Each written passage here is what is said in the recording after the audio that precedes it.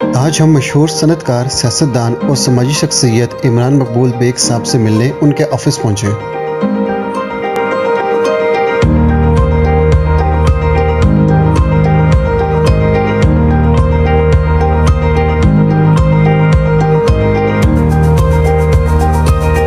انہوں نے اپنے سٹاف کے ہمراہ باہر آ کر ہمارا استقبال کیا۔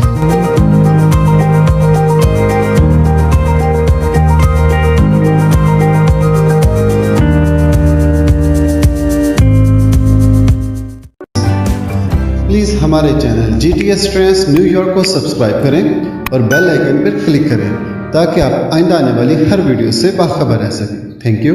جی ناظرین، اس ٹائم میں موجود ہوں عمران مقبول بیگ صاحب کے پاس اور آئیں ان سے پوچھتے ہیں کہ وہ اپنے بارے میں کچھ بتائیں۔ السلام علیکم سر۔ جی وعلیکم السلام، بڑی بندہ نوازی آپ کی۔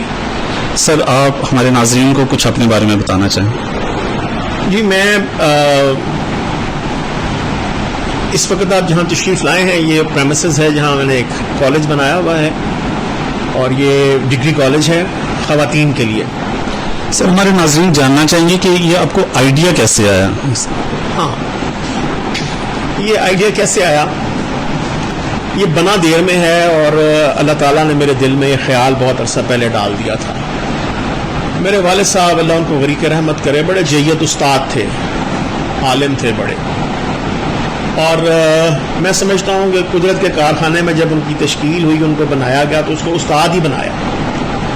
یہ تو ایک بات رہی، اور ان کی بڑی خواہش تھی کہ ان کی اولاد میں سے کوئی پروفیسر بنے، کوئی تدریس میں آئے، تو لڑکوں میں سے تو کوئی پروفیسر نہ بن سکا، اور میری بہن ایک پروفیسر بن گئی، اور میرے والد صاحب کا اس میں گرامی تھا پروفیسر مقبول بیگ بدخشانی، اور ان کے جو پیشہ ورانہ زندگی تھی تدریس کے حوالے سے وہ سینٹرل ماڈل اسکول لاہور، پھر اس کے بعد government college Lahore, oriental college Lahore, یہاں پر انہوں نے ساری زندگی گزاری۔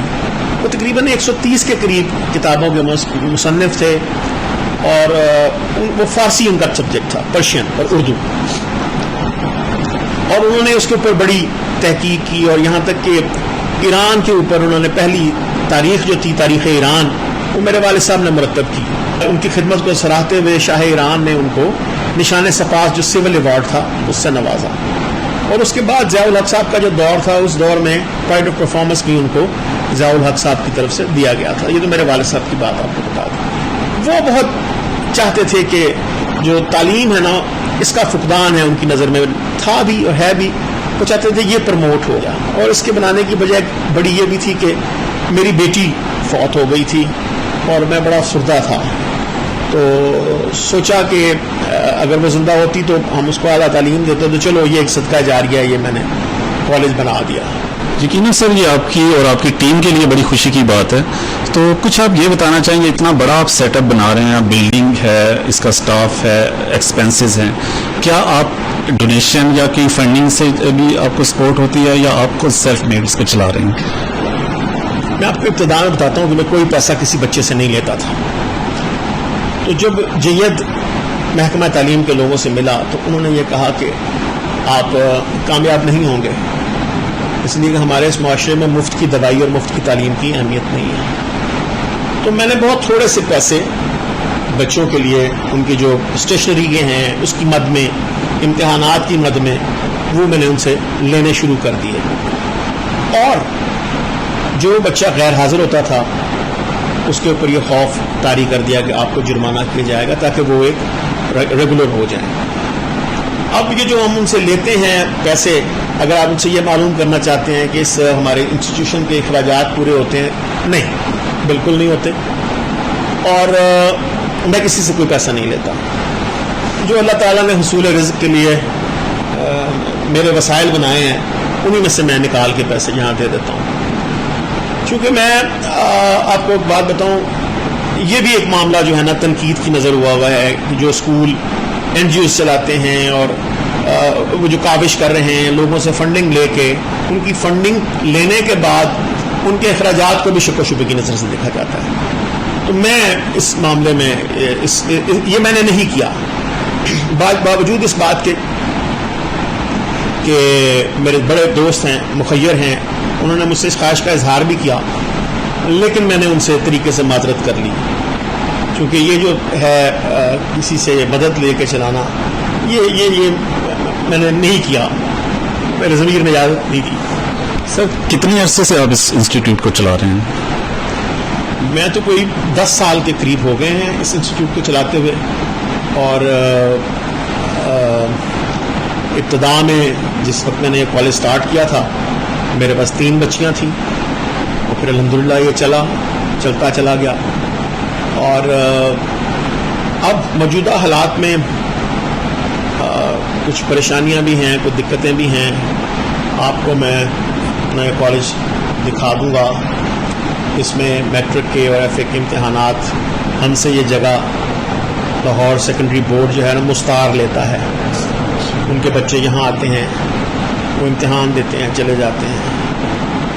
تو محکمہ تعلیم کی طرف سے بہت زیادہ پابندیاں ہیں، اور میں سمجھتا ہوں ان کی لگائی ہوئی پابندیاں جو ہیں، ان کی جو باتیں ہیں، اس کے کئی معنی نکلتے ہیں۔ میں کسی بھی اس میں نہیں جانا چاہتا ڈیٹیل میں، لیکن میں یہ چاہتا ہوں کہ وہ صاحب فکر لوگ، وہ صاحب فہم لوگ جو تعلیم کی اہمیت سے واقف ہیں، وہ سرکاری طور پہ آسانیاں پیدا کر دیں تاکہ آپ فروغ تعلیم جو ہے وہ ہوتی چلی جائے۔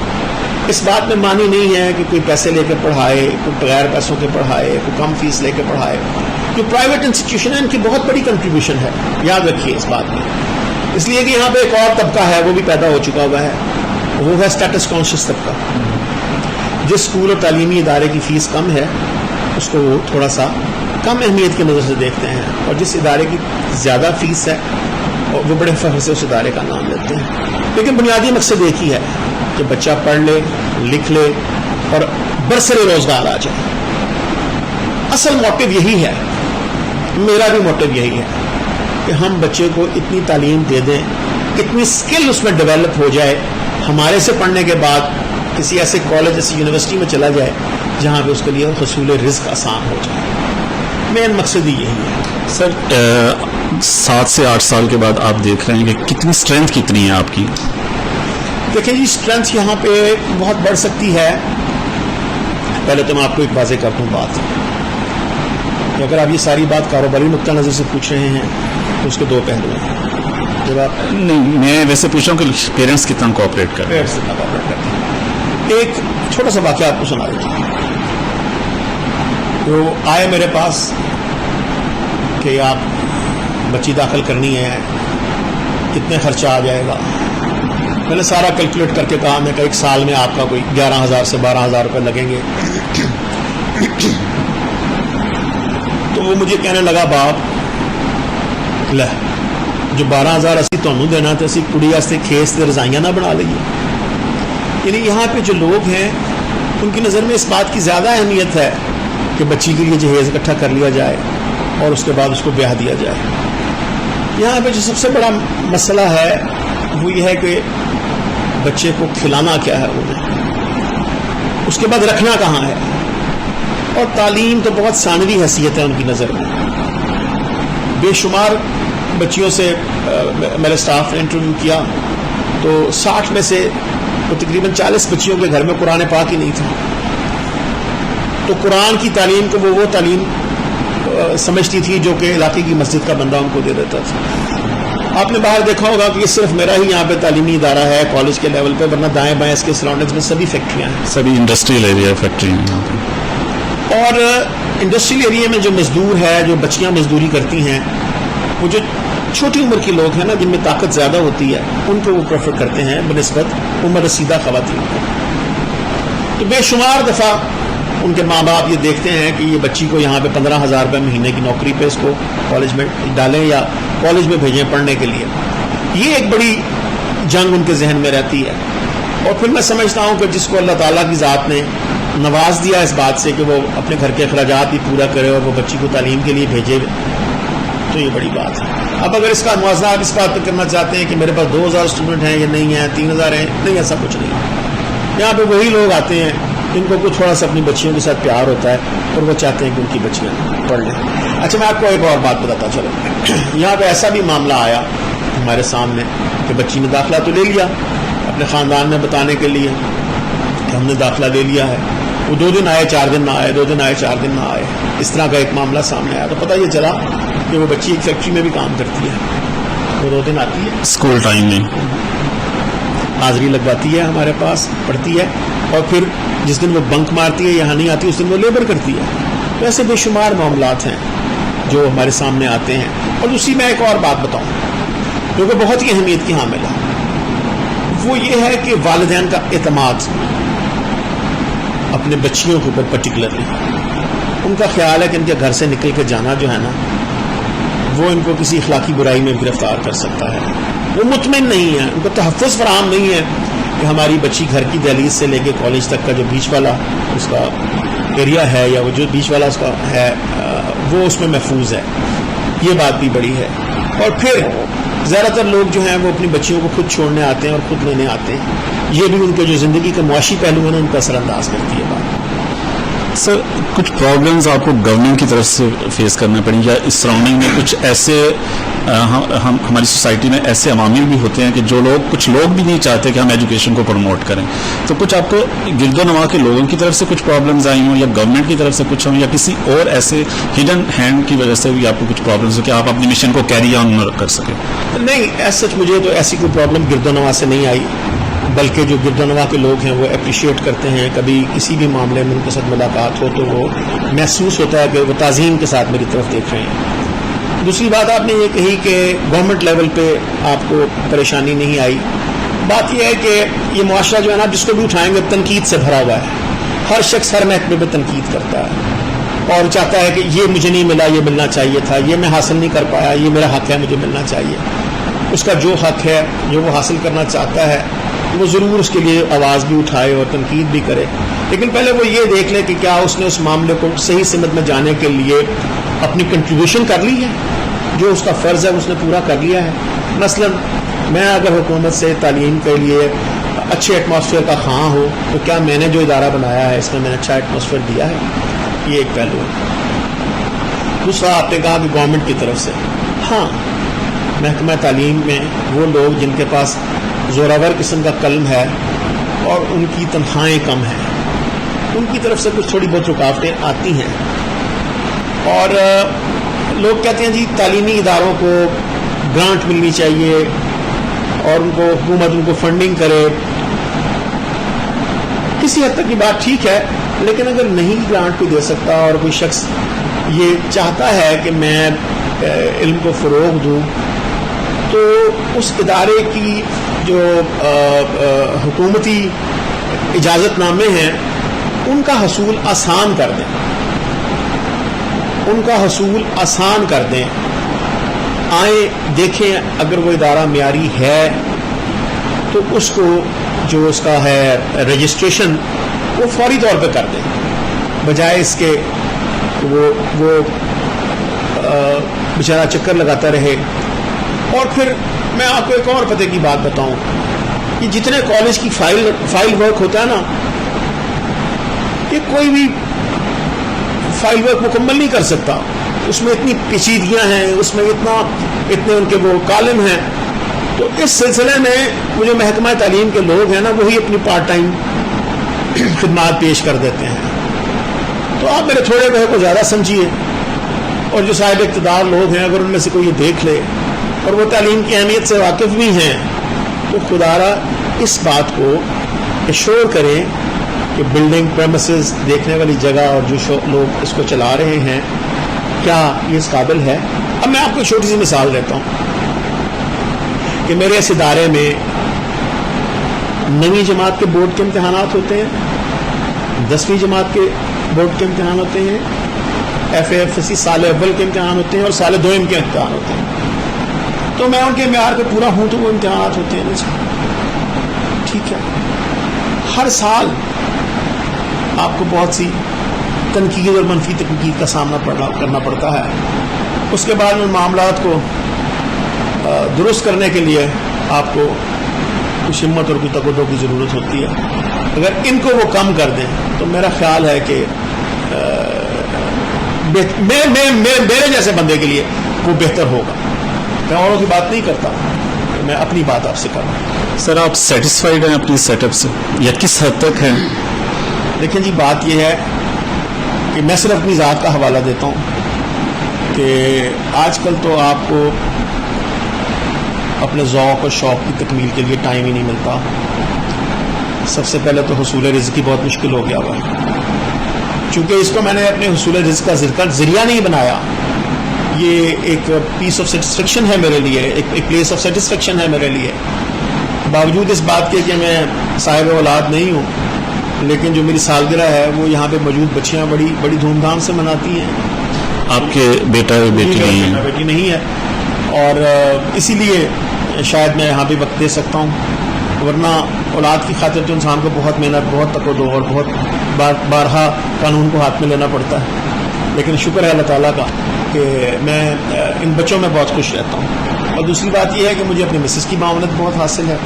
وہ چونکہ یونیورسٹی میں ہے، ان کا تعلق ہے، ان کو بڑا عبور حاصل ہے تعلیم کے اوپر، وہ بڑا خیال رکھتی ہیں ان کے سلیبس کا، ان کے لیسن پلاننگ کا. تو مجھے ان کا بڑا یہ سہارا ہے اس بات سے. سر اس کے علاوہ آپ کیا ایکٹیویٹیز ہیں آپ کی؟ کیا دن کیسے گزارتے ہیں، یا اور اس کے بعد کیا سوچا ہوا ہے آپ نے؟ اس کے علاوہ کچھ ایسی ایکٹیویٹیز ہیں میری، مثلا مجھے بزرگ لوگوں میں بیٹھنے کا شوق تھا. جب میں چھوٹی عمر میں تھا تو میں اپنے والد صاحب کے ساتھ جو لوگ پروفیسر، اساتذہ جید لوگ ملا کرتے تھے، جن میں صوفی تبسم بھی شامل تھے، پروفیسر قیوم نظر شامل تھے، ڈاکٹر سید عبداللہ شامل تھے، علامہ علاؤالدین صدیقی شامل تھے. تو اپنے والد صاحب کے ساتھ ان لوگوں کے پاس میں جاتا تھا اور مجھے یہ شرف حاصل ہے ان کی قدم بوسی کا. اور بڑی انہوں نے مجھے آنکھیں کھولی ان کی گفتگو نے، ان کی باتوں نے. اب وہ باتیں عملی طور پر نظر بھی آ رہی ہیں. یہ بھی ایک بڑا اچھا پہلو تھا کہ جو صاحب ذوق اور صاحب علم لوگ ہیں میں ان میں بیٹھوں، ان کو ملوں. مجھے اتفاق ہوا ملنے کا. اس کے بعد میرا خیال تھا کہ پاکستان میں سیاست بڑی جو ہے وہ معیاری اور اعلیٰ درجے کی ہونی چاہیے. اس چیز میں آپ کو ایک سائیکی بتاتا ہوں عوام کی، احباب کی. وہ دو رخی سائیکی ہے. ایک تو یہ ہے جب انتخابات کے معاملات آتے ہیں تو وہ چاہتے ہیں کہ بہترین کردار کا مالک بندہ ہمارا منتخب نمائندہ بنے، اور اگر ان کی اس خواہش کو تکمیل ہو جاتی ہے، اور دوسری خواہش ہے کہ وہ صاحب زر بھی ہو، اس کے پاس پیسے بھی ہوں. اگر یہ دونوں باتیں ہوں اور وہ بندہ نمائندہ بن گیا ہے تو پھر ان کی خواہش یہ ہوتی ہے کہ ہمارے وہ کام کرے جو جائز بھی ہوں اور ناجائز بھی ہوں. اور اگر آپ ان کے اس معیار پہ پورے نہیں اترتے تو آپ اچھے نہیں ہیں. اور دوسری بات یہ ہے کہ جو سیاست ہے نا، اس میں چلنا، اس میں کامیابی حاصل کرنا، اس کے لیے بیساکھیوں کی بہت ضرورت ہے. اگر کوئی شخص یہ چاہے کہ میں اپنی ذاتی حیثیت سے آگے آؤں، الیکشن لڑوں اور جیت جاؤں، ایک دفعہ تو وہ جیت بھی جائے گا، لیکن اس کے بعد وہ یہ محسوس کرے گا کہ میں آ گیا ہوں گرفت میں، اور مجھے وہ باتیں بھی ماننی پڑ رہی ہیں جو کہ میرا ضمیر اجازت نہیں دیتا. تو یہ بھی کیونکہ اس کو کنٹینیو کرنے کے لیے بہت سی باتوں کو آپ کو کمپرومائز کرنا پڑتا ہے. اور اگر کوئی چاہے کہ کہے کہ یہ میں صاف ستھری سیاست اور انتہائی پاکیزگی کے ساتھ یہ کوئی خدمت کر رہا ہوں، اور میں اس بات کے اندر گنجائش رکھتا ہوں شک و شبے کی کہ ایسا ممکن نہیں ہے، یا اگر کوئی ہے تو وہ بہت ہی ہمت والا بندہ ہے، ورنہ ایسے سارے معاملات کو آپ کو دیکھنا پڑتا ہے. سم ٹائمز اس کی آپ کو ضمیر نہیں اجازت دیتا. اور اگر آپ اس پروسیس میں کنٹینیو رہیں تو وہ پھر آپ محسوس کرتے ہیں کہ آپ کی ضرورتوں کے اوپر اور لوگوں کی خواہشات کے اوپر جو ہے نا وہ ضمیر پر حاوی ہو گئی. یہ ایک ایسا بات ہے. سر ہماری یوتھ کو کوئی پیغام دینا چاہیں، یا پیرنٹس کے بارے میں آپ کچھ پیرنٹس کو پیغام دینا چاہیں؟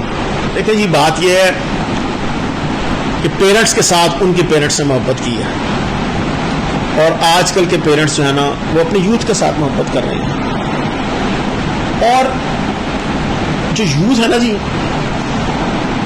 اس میں بھی دو ٹیمپرامنٹ ڈیولپ ہوئے ہیں.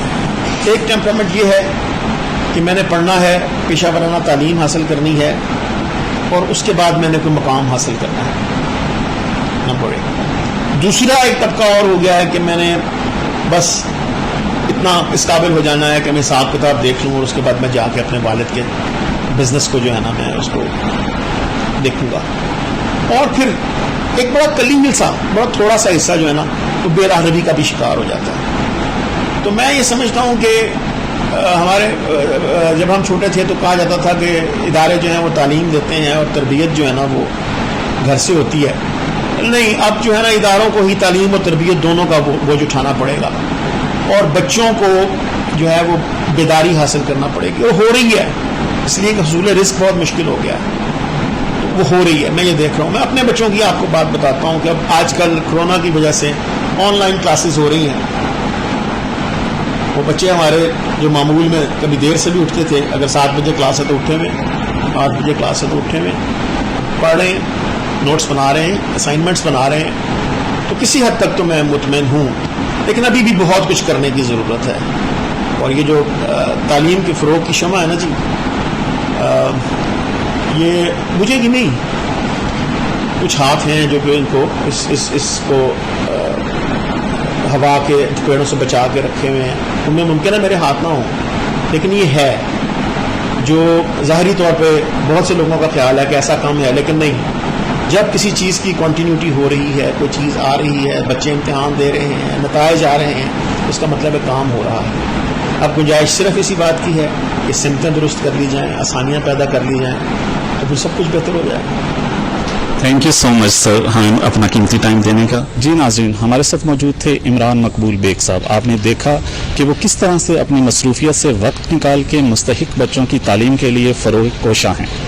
اگر آپ سمجھتے ہیں کہ آپ کی بھی کوئی سکسیس سٹوری ہے تو آپ ہم سے ہمارے ای میل ایڈریس پہ کانٹیکٹ کر سکتے ہیں۔